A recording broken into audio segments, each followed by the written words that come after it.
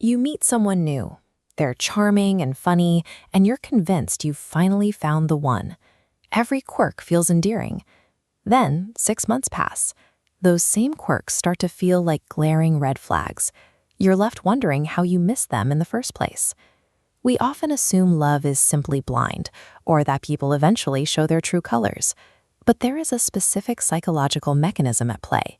Your brain utilizes a series of mental shortcuts that influence your perception of a person from the very first moment you meet. We navigate our most intimate relationships unaware of these shortcuts. To protect ourselves from committing to a stranger, we have to look at how this sequence actually works. To save energy, the brain tries to create a complete story based on extremely limited information. It is a biological attempt to manage an overwhelming amount of daily data. Nobel Prize-winning psychologist Daniel Kahneman documented how these shortcuts can lead to significant errors in judgment. Consider his experiment with two men, Alan and Ben. Alan is intelligent and industrious, but also impulsive, critical, stubborn, and envious. Ben is envious and stubborn, but also critical, impulsive, industrious, and intelligent. Most people see Alan in a better light, even though the traits are identical. Because you heard Alan's positive traits first, your brain used that initial data to justify his later flaws. This is the halo effect. It demonstrates how the chronological sequence in which we learn information determines how we perceive the full picture of someone's character. In dating, physical attractiveness often triggers this bias. We automatically perceive attractive people as more honest or intelligent without evidence, because that first visual impression colors everything that follows.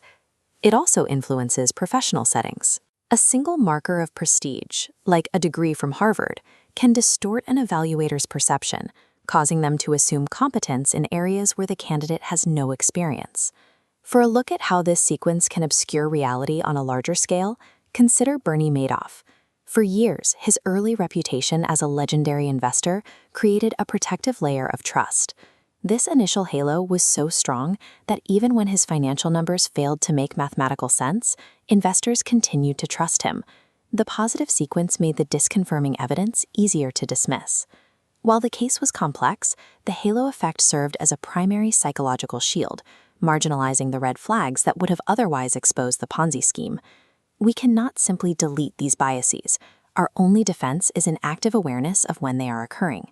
One mitigation technique is decorrelating error.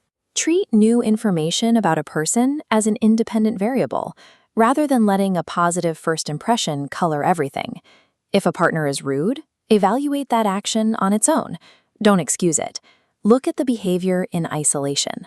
Forcibly separating these data points prevents the brain from automatically constructing a fantasy narrative based on a single good impression. This bias is often supported by confirmation bias. Once we believe someone is perfect, our brains hunt for clues that support that fantasy while ignoring facts that contradict it. You have to step outside the honeymoon phase by looking for the gray areas. Have the courage to test your hypotheses about your partner rather than just searching for the good.